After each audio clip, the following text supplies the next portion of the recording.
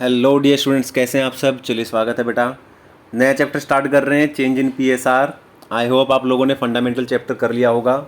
ठीक है, उसमें सारे CBSE question with practical with theory, ठीक है ना, एंड कॉन्सेप्ट भी सारी चीज़ें डल चुकी हैं बेटा। ओके, तो अब हम शुरू कर रहे हैं चेंज इन पीएसआर। तो देखेंगे सब लोग चेंज इन पीएसआर के अंदर क्या क्या चीज़ें पढ़ने वाले हैं।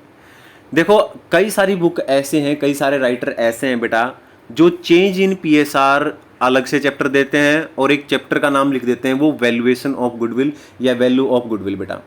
तो गुडविल के ऊपर उन्होंने अलग से चैप्टर बना रखा है, चेंज इन पीएसआर का चैप्टर उन्होंने अलग से बना रखा है। मैं आपको बता दूं कि चेंज इन पीएसआर के अंदर ही मैं गुडविल का चैप्टर भी आपको कराऊंगा, यानी कि गुडविल का मैं अलग से चैप्टर नहीं कराता, दोनों को मर्ज करके मेरे वीडियो में यानी मेरे चैप्टर में आपको दोनों चैप्टर मिला के एक ही मिलेगा बेटा। तो चेंज इन पीएसआर यानी चेंज इन पीएसआर तो चैप्टर आपका होगा ही अगर आप उस राइटर की बुक से पढ़ रहे हैं तो।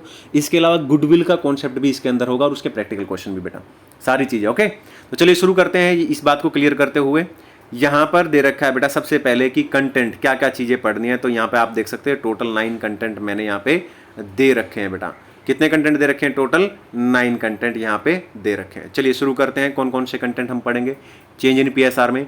रिकॉन्स्टिट्यूशन ऑफ पार्टनरशिप फर्म क्या होता है, सेक्रीफाइसिंग रेशो के बारे में, गेनिंग रेशो के बारे में। ये देखो गुडविल आ गया ना, ये आपको अलग चैप्टर में दे रखा हुआ, कई सारे राइटर इसको अलग चैप्टर बना देते हैं बेटा, मैंने यहाँ पे इसी चैप्टर में डाल रखा है। ठीक है ना, गुडविल का पॉइंट यहाँ पे दे रखा है मैंने। ठीक है ना, गुडविल के साथ मेथड भी दे दिए मैंने गुडविल के, और अकाउंटिंग ट्रीटमेंट ऑफ गुडविल बेटा, ये हो गए।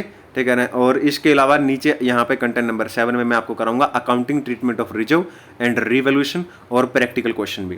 ठीक है ना, और नीचे आप जाओगे तो यहाँ पर देखो बेटा, यहाँ पर मैं आपको पहले ही बता देता हूँ, मैंने एक इंपॉर्टेंट नोट दे रखा है। ठीक है ना, और इस इंपॉर्टेंट नोट में क्लियरली लिख रखा है कि इस चैप्टर के सबसे इंपॉर्टेंट जो टॉपिक है accounting treatment of goodwill. Accounting treatment of goodwill कौन सा था? ये रहा कंटेंट नंबर 6 बेटा, एक्सट्रीम इंपॉर्टेंट, ये क्वेश्चन पेपर के लिए बहुत इंपॉर्टेंट है। और एक रिवैल्यूएशन बेटा, रिवैल्यूएशन कौन सा है? ये रहा कंटेंट नंबर 8। तो ये दो टॉपिक इसमें से सबसे ज्यादा इंपॉर्टेंट है जो पेपर में आते हैं। क्लियर है? Yes sir. तो चलते हैं अब आगे की तरफ। सबसे पहला आता है बेटा पॉइंट नंबर 1। पॉइंट नंबर 1 का नाम है, कंटेंट नंबर 1 का रिकॉन्स्टिट्यूशन ऑफ पार्टनरशिप फर्म का मतलब क्या है? रिकॉन्स्टिट्यूशन ऑफ पार्टनरशिप फर्म का मतलब है बेटा, ठीक है ना, जैसे मान लेते हैं 3 पार्टनर है, एक का नाम है एक्स, एक का नाम है वाई और एक का नाम है बेटा जेड। क्लियर है? और इन लोगों की पार्टनरशिप फर्म है, तीनों को मिलाएंगे तो पार्टनरशिप फर्म होगा। और प्रॉफिट शेयरिंग रेशो है 3:2:1। ओके, अब क्या हुआ, एक नया पार्टनर एडमिशन ले लिया, एक नए पार्टनर ने एडमिशन ले लिया, उससे इनका तो पुराना एग्रीमेंट खत्म हो जाएगा, अब नया पार्टनर आया तो नया एग्रीमेंट बनाना पड़ेगा। तो इसी को रिकॉन्स्टिट्यूशन बोलते हैं। तो रिकॉन्स्टिट्यूशन का मतलब जिस एग्रीमेंट का चेंज होना, जिसके अंदर पुराना एग्रीमेंट खत्म हो जाता है और नया एग्रीमेंट आ जाता है, तो यानी कि चेंज इन एग्रीमेंट। इससे क्या होता है बेटा, जो एग्जिस्टिंग एग्रीमेंट है वो खत्म हो जाता है और एक नया एग्रीमेंट आ जाता है, उसको क्या बोलते हैं? रिकॉन्स्टिट्यूशन। यहाँ पर कुछ सर्कमस्टांसेस मैंने बता रखे हैं बेटा, कौन कौन से सर्कमस्टांसेस, कौन कौन से रीजंस होते हैं जिसकी वजह से रिकॉन्स्टिट्यूशन हो सकता है। जैसे प्रॉफिट शेयरिंग रेशो में चेंज आना, जैसे पहले XYZ ने 3:2:1 की प्रॉफिट शेयरिंग रेशो डिसाइड कर रखी थी, अब इक्वल बोल दिया बेटा। तो यानी कि पहले प्रॉफिट शेयरिंग रेशो कितनी थी?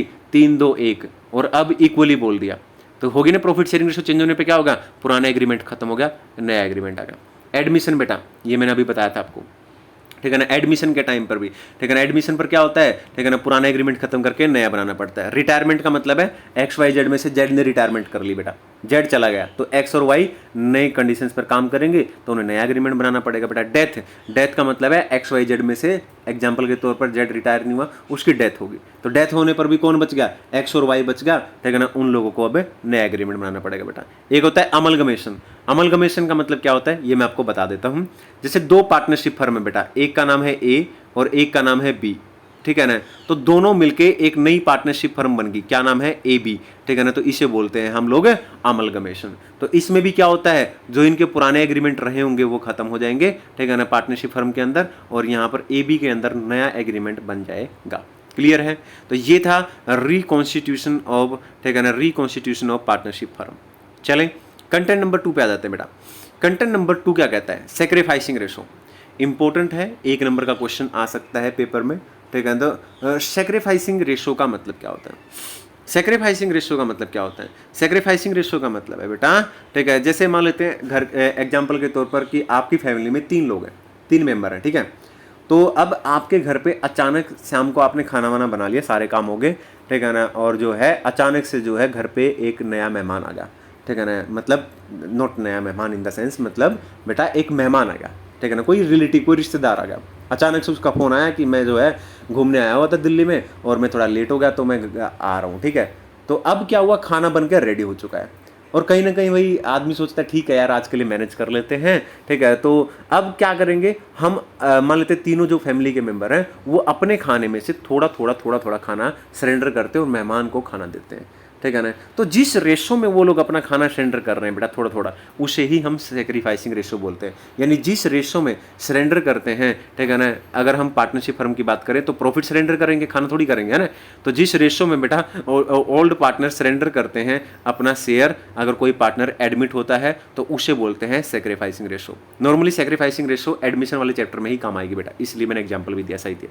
इसका एक फॉर्मूला भी होता है, sacrificing ratio is equal to old ratio minus new ratio. Clear है। इसके साथ साथ यहां पर गेनिंग रेशो की भी बात कर लेते हैं बेटा। गेनिंग रेशो का मतलब है जिस रेशो में, ठीक है ना, जिस रेशो में गेन करते हैं, ठीक है ना, जिस रेशो में गेन किया गया है उसे गेनिंग रेशो बोलते हैं। वहां पे था जिस रेशो में सरेंडर किया गया, यहाँ पे जिस रेशो में गेन किया गया उसे गेनिंग रेशो बोलते हैं बेटा, प्रॉफिट, है ना। यहाँ पे उल्टा हो जाएगा, गेनिंग रेशो का formula new ratio minus old ratio. Clear है। ये एक नंबर के क्वेश्चन आ सकते हैं। अब इनके ऊपर एक एक प्रैक्टिकल क्वेश्चन कर लिया जाए तो अच्छा होएगा, है ना। तो चलेंगे फिर एक एक प्रैक्टिकल क्वेश्चन कर लेते हैं यहाँ पे। यस सर, एक एक प्रैक्टिकल क्वेश्चन करा दो। तो क्वेश्चन नंबर 1 पढ़ते हैं बेटा। ये कहता है ए और बी दो पार्टनर हैं। Partners A and B were partners in a firm sharing profit and losses in the ratio of 2:1 बेटा। ए बी दो पार्टनर है, 2:1 रेशो, अभी तक यही पता चला है। With effect from 1 April 2016 they agree to share profit equally बेटा। उसके बाद प्रॉफिट कैसा कर लिया उन्होंने, इक्वली बेटा, ठीक है ना। और यहां पर पूछा गया है, ठीक है ना, कि कैलकुलेट इंडिविजुअल पार्टनर गेन और sacrifice due to change in ratio. Ratio में चेंज होने की वजह से, ठीक है ना, तो क्या किसने गेन किया किसने सेक्रीफाइस किया, आप निकाल के दिखाओ। तो आपको करना क्या है, सेक्रीफाइसिंग रेशो निकालनी है बेटा। तो सेक्रीफाइसिंग रेशो के लिए क्या चाहिए होता है, old ratio minus new ratio. Old ratio ये रही, न्यू रेशो ये रही, 1:1। क्लियर है। ए बी दो पार्टनर है। चलें कैसे करना है ये दिखा देता हूं। ये देखो आंसर मैंने यहाँ पे दे दिया है। क्वेश्चन नंबर 1 क्या क्या था, ए और बी दो पार्टनर थे, ओल्ड रेशो 2:1 दे रखी थी, न्यू रेशो कितनी थी बेटा, ठीक है ना, 1:1। क्या निकालना है, सेक्रीफाइसिंग रेशो निकाल दो। सेक्रीफाइसिंग रेशो का फॉर्मूला लिखो, old ratio minus new ratio. Sacrificing ratio के नीचे जितने भी पार्टनर्स हैं उनका नाम लिख दो, ए और बी। ओल्ड रेशो बेटा, ओल्ड रेशो कैसे निकालोगे, ठीक है ना, ये रही ओल्ड रेशो बेटा 2:1। देखो ए की कितनी है 2, ए के नीचे क्या लिखा हुआ है 2। तो बेटा क्या करते हैं, रेशो का टोटल कर लो, ए और बी के दोनों के मिला के 2 + 1 3 होता है ना। तो क्या लिखेंगे, ए की 2/3 और बी की क्या लिखेंगे, बी की रेशो है 1 तो 1/3 बेटा। रेशो का टोटल नीचे आएगा, ओके। और फिर माइनस का निशान है तो माइनस का निशान लगा देंगे, ठीक है ना। यहाँ पे दोनों का टोटल कितना है, ठीक है ना, न्यू रेशो में 2, तो ए का कितना आ जाएगा बेटा 1/2 और बी का भी -1/2। क्लियर है। जब आप इसको सोल्व करोगे बेटा नीचे आ जाएगा 6, यहाँ 4 - 3, यहाँ 6, यहाँ 2 - 3। तो ये तो आ जाएगा प्लस का 1/6 और ये आ जाएगा माइनस का। माइनस वाले को बोलते हैं बेटा गेन, याद रखना, माइनस वाले को बोलते हैं गेन। और गेन को हम करते हैं, जब एंट्री बनाऊंगा तो मैं आपको सिखाऊंगा कि गेन वाले को क्या करते हैं, डेबिट करते हैं, ठीक है ना, ओके। और जिसने किया है सेक्रीफाइस, ठीक है ना, उसको करेंगे बेटा क्रेडिट, ठीक है ना। जिसने अपना प्रॉफिट सेक्रीफाइस किया होगा, जिसने अपना प्रॉफिट सेक्रीफाइस किया होगा उसको क्या करेंगे हम लोग, क्रेडिट कर देंगे बेटा। क्लियर है। तो ये था क्वेश्चन नंबर 1। एक और क्वेश्चन करके दिखा देता हूँ इसके ऊपर। Question number 2, A B C 3 partners हैं बेटा, ठीक है ना। कितने पार्टनर्स हैं, 3। और were partners in a firm sharing profit and losses, profit sharing ratio है 3:2:1।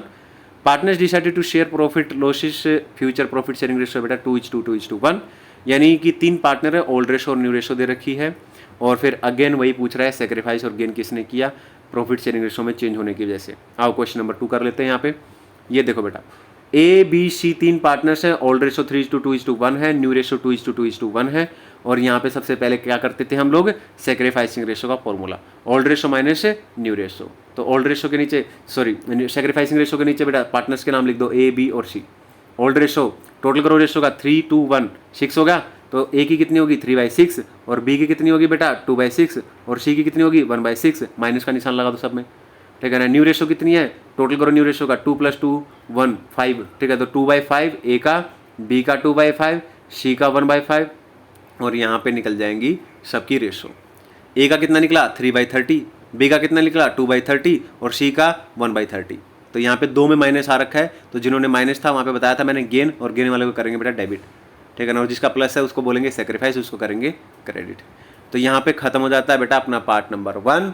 और अगर आपने फंडामेंटल चैप्टर नहीं किया है तो पहले आप लोग फंडामेंटल चैप्टर कर लें, क्योंकि वहाँ पर बहुत सारे कॉन्सेप्ट ऐसे हैं और जिससे कि आपकी क्लियरिटी आ जाएगी, ठीक है। और उस पर मैंने थ्योरी समझा दी है, कॉन्सेप्ट समझा दिए हैं, प्रैक्टिकल क्वेश्चन करा दिए हैं, स्कैनर से बहुत सारे इंपॉर्टेंट क्वेश्चन जो आते हैं पेपर के अंदर, सीबीएसई के जो पास्ट ईयर एग्जामिनेशन क्वेश्चन है वो करा दिए हैं बेटा। आप जाके प्रैक्टिस कर लो अच्छे तरीके से, ओके। तो अब इसके बाद इसका पार्ट नंबर 2 देखना है, और चैनल सब्सक्राइब नहीं किया तो करना है सब्सक्राइब, और एक लाइक कर देना और एक कॉमेंट, ठीक है। बाय बेटा।